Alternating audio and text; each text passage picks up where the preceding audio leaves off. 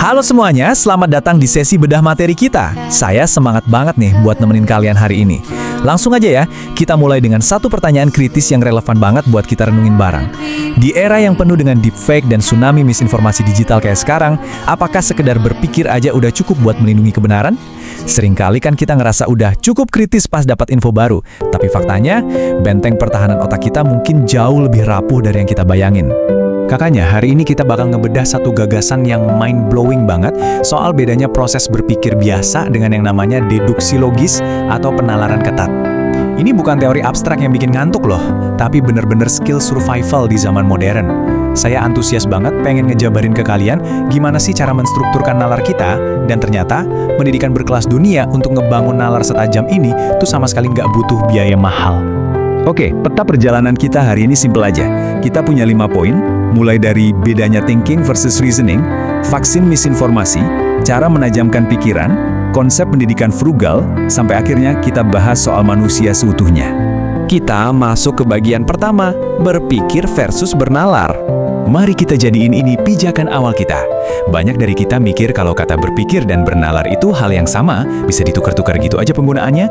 Padahal, kalau dibedah, kontras keduanya tajam banget. Berpikir itu pada dasarnya lebih reaktif, sangat subjektif, dan seringkali kecampur sama emosi atau nilai pribadi kita. Dia bisa ngalir gitu aja tanpa struktur. Misalnya nih, pas kita lagi debat soal prioritas anggaran negara, itu murni thinking, karena banyak nilai personal di sana. Sebaliknya, bernalar atau reasoning itu sifatnya murni, netral, dan sangat objektif. Bernalar tuh nggak peduli sama perasaan kita. Dia tunduk banget sama aturan logika dan punya tujuan pembuktian yang jelas. Singkatnya, bernalar itu ibarat kalkulus pembenaran. Kaku sih emang, tapi dia ngasih kita kepastian yang absolut. Jadi aturan mainnya gini, semua bentuk penalaran itu pasti bagian dari berpikir. Tapi ingat, nggak semua kegiatan berpikir bisa dibilang bernalar. Bayangin deh kalian lagi duduk santai ngelamun ngeliatin hujan di sore hari. Itu murni mikir loh, otak kalian tetap jalan, tapi nggak ada strukturnya, nggak ada tujuannya, bebas aja kemana-mana. Jadi itu jelas bukan bernalar. Tapi, coba bayangin kalau kalian lagi dikasih soal geometri, disuruh ngebuktiin luas suatu bangun datar pakai rumus matematika secara berurutan. Nah, itu baru bernalar. Kalian dipaksa buat menyusun argumen lapis demi lapis, dan taat sama aturan logika yang super ketat. Lanjut ke bagian 2, vaksin misinformasi. Terus, kenapa sih ngebedain dua hal tadi itu jadi krusial banget buat kita yang hidup di abad 21? Karena gagasan ini adalah jawaban buat krisis digital kita. Solusinya itu ada di satu konsep keren yang disebut perangai ilmiah atau scientific temper. Ini tuh semacam kebiasaan kognitif di otak kita. Isinya apa aja?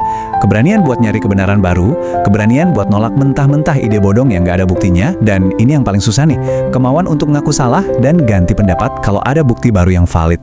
Dan ingat ya, ini bukan cuma rutinitas buat ilmuwan berjas putih di lab, ini adalah kebiasaan yang wajib dipunyai sama kita semua tanpa terkecuali, supaya bisa survive di era banjir informasi. Kenapa perangai ilmiah ini wajib banget jadi standar otak kita? Tiap hari, kita dibombardir sama hoaks dan video deepfake yang mulus banget.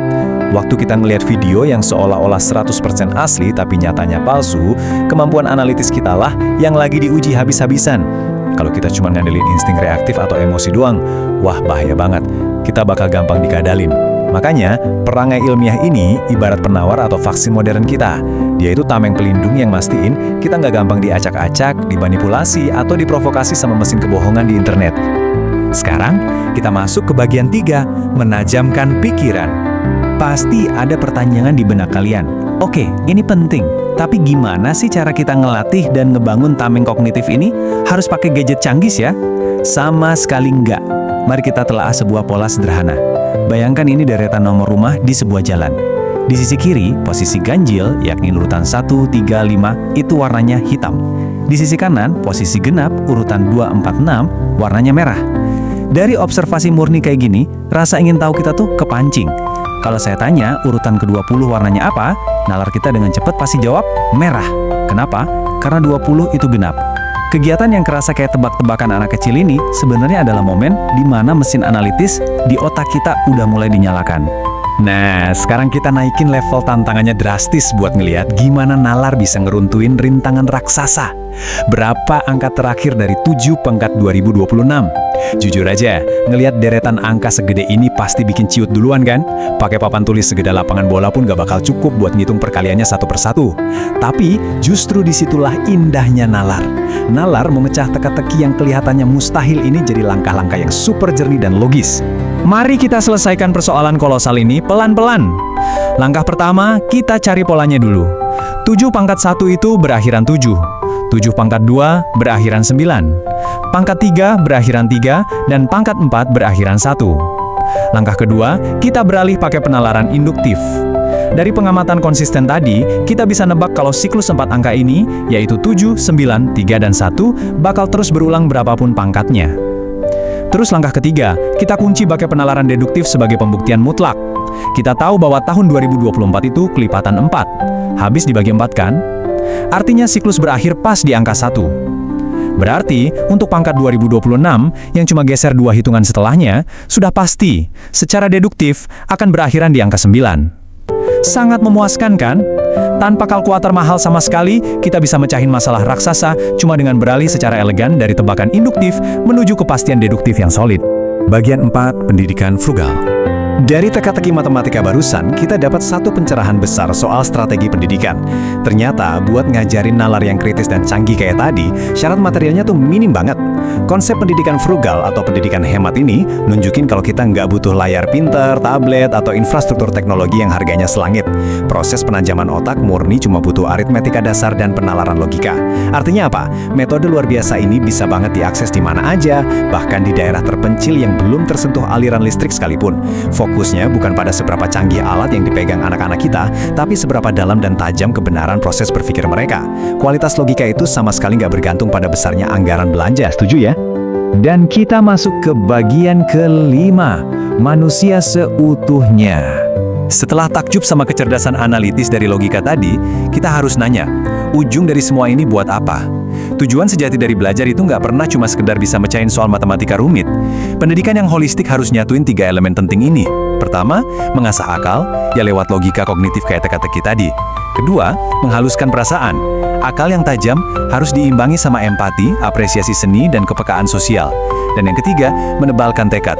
Ini urusannya sama mental baja dan daya juang fisik pas ngadepin entangan nyata. Bayangin, orang yang otaknya super brilian tapi nggak punya empati, malah bisa bawa kehancuran kan? Makanya, gabungan dari akal, rasa, dan karsa inilah yang ngebentuk cetak biru ideal dari manusia seutuhnya. Dan puncaknya nih, pendidikan paripurna mewajibkan satu hal sebagai bentuk tanggung jawab kita pada kehidupan. Tujuan pamungkas dari pikiran yang tajam, perasaan yang halus, dan tekad yang kuat, nggak lain dan nggak bukan, adalah untuk ninggalin dunia ini dalam kondisi yang jauh lebih baik dan lestari dibanding pas kita pertama kali lahir. Kepedulian sama lingkungan dan mewariskan kebaikan buat generasi depan itu bukan sekedar mata pelajaran sisipan. Itu adalah bukti nyata, manifestasi tertinggi dari manusia seutuhnya. Kecerdasan yang beneran cerdas adalah kecerdasan yang melestarikan kehidupan. Akhirnya, kita sampai di garis akhir sesi bedah materi kita. Setelah ngelihat betapa rentannya pikiran yang sekedar bereaksi dan betapa tangguhnya nalar yang terstruktur, saya mau ninggalin satu pertanyaan nih buat kalian renungin. Coba tanya ke diri masing-masing. Tiap hari, apakah benak kalian cuma bereaksi secara pasif nangkap luapan informasi yang lewat di layar HP? Atau kalian udah mulai secara sadar dan aktif pakai senjata penalaran untuk membongkar, menguji, dan nemuin kebenaran yang aslinya? Yuk mulai latih perangai ilmiah kita dari hari ini. Jadikan nalar terstruktur itu perisai intelektual utama kalian. Terima kasih banyak udah luangin waktu buat menyelami materi keren ini bareng saya. Tetaplah kritis dan sampai jumpa di pembahasan kita yang selanjutnya.